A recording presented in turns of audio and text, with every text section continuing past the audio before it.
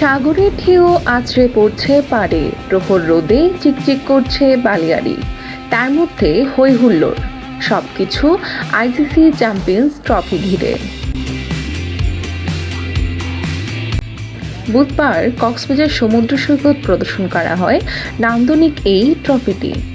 সকাল 10টা থেকে বিকেল 3টা পর্যন্ত সৈকতের লাবণী পয়েন্টে সীমান্ত সম্মেলন কেন্দ্র উর্মিসম্মুখে বালিয়াড়িতে ট্রফিটি প্রদর্শন করা হয়, যা উন্মুক্ত ছিল সবার জন্য। স্বপ্নের এই ট্রফিটি সামনে থেকে দেখতে পেয়ে উচ্ছ্বাসিত পর্যটক সহ স্থানীয়রা। ঘুরতে এসে এরকম একটা দৃশ্য দেখে অনেক ভালো লাগলো, যেহেতু সচরাচর ভাবে আমাদের এটা দেখা পড়ে না, তো দেখে খুব ভালো লাগলো। অবশ্যই অনেক অসাধারণ একটা অনুভূতি, এত কাছ থেকে দেখবো চিন্তা করিনি। আমার 2017-তে মনে হয় শেষ বাংলাদেশে আসছিল যতটুকু আমি জানি, তবে কক্সবাজারে তেমন আসা হয় না, মানে ঢাকায় আসে মূলত ট্রফিটা আসলে। তো কক্সবাজারে আসলো, দীর্ঘতম সমুদ্র সৈকত পৃথিবীর। খুবই ভালো লাগতেছে। আশা করি, আমি ক্রিকেট দেখি না, তারপরে কিন্তু বাংলাদেশের মধ্যে যে কক্সবাজারের মধ্যে ক্রিকেট চ্যাম্পিয়ন ট্রফিটি আনছে, নিজের চোখে দেখে খুব ভালো লাগতেছে। আসলে ক্রিকেটের প্রতি একটা বড় একটা ভালোবাসা জমে গেল। এত সুন্দর একটা মানে আনন্দের ব্যাপার, যা ভাষা বহিঃপ্রকাশ হয় না।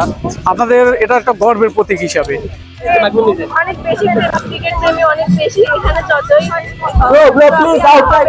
সুযোগ করে দেওয়া হবে।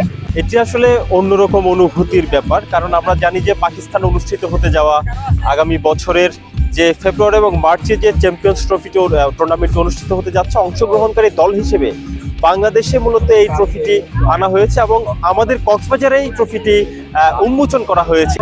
এখানকার যে তরুণ ক্রিকেটাররা আছে, তারা অনুপ্রেরণা পাবে।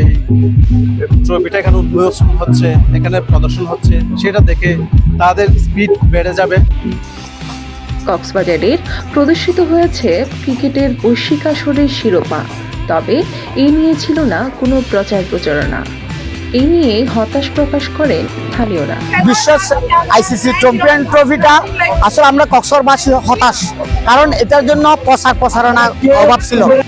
এটা তো আসলে হতাশকর কথা। এই যে নির্দিষ্ট টাইমে শুরু করার জন্য তারা বলেছিল সকাল 11টায় শুরু করবে, কিন্তু বিসিবির নোটিশই ছিল 10টায়, শুরু করেছে 11:30টায়। তার উপর যে অবস্থা, এখানে প্রচারণা নেই, কোনো ব্যবস্থাপনা ঠিক মতো নেই।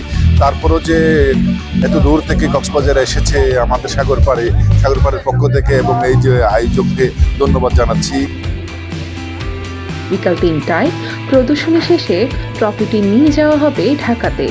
সেখানে আগামী 13 ডিসেম্বর পর্যন্ত প্রদর্শন করা হবে এটি। News desk, CCN।